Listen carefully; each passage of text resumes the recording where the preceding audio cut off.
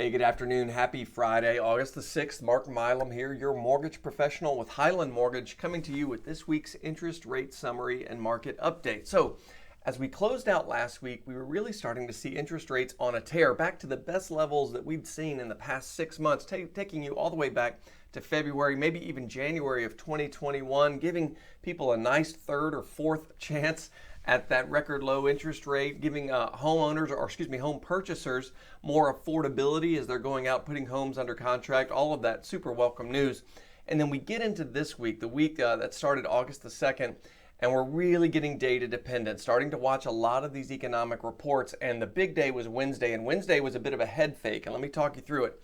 So Wednesday at 8:15 in the morning, let me show you this. Wednesday at 8:15 in the morning, we got the ADP private payroll number, and we estimated that number was going to be about 695,000 jobs, meaning over the past 30 days, we've added 695,000 jobs. That's what we thought. The number came in at 330. Whoo, that is a big miss. That is a huge miss. But it's a huge miss on a relatively small sample size as compared to the total payroll out there, as compared to the total non-farm payrolls.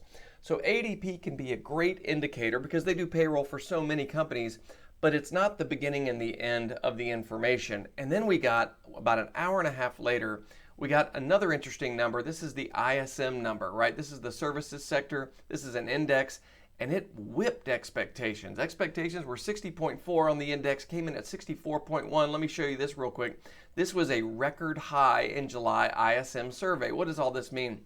It just says this non-manufacturing activity index raised to 64.1, the highest reading in the series history. A reading above 50 indicates growth in the services sector, which accounts for more than 2/3 of U.S. economic activity.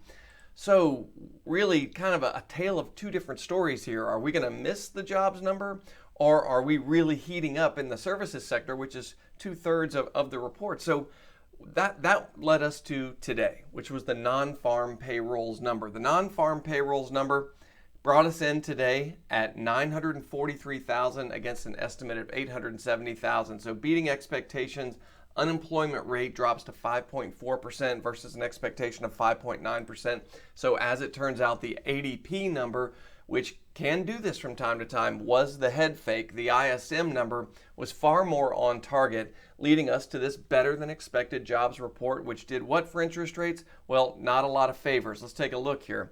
So here's the past 4 business days. You can see red days are bad days, meaning the value of the security is declining and the associated interest rate is heading higher. So those incredible interest rates that we saw on Friday of last week, all through last weekend, have gone away a bit. Still really good territory, but we are not where we were this time last week. That's a bit unfortunate. If you missed your window, didn't take advantage of it then, let's keep an eye on it as we progress further and further towards the end of summer. But important to note that a couple of really strong indicators for how the job market is going, and we'll just have to keep our eye on that as we progress through August towards the end of the month, towards Labor Day. If I can be of any service to you, don't hesitate to reach out, mark.milam@highlandmtg.com.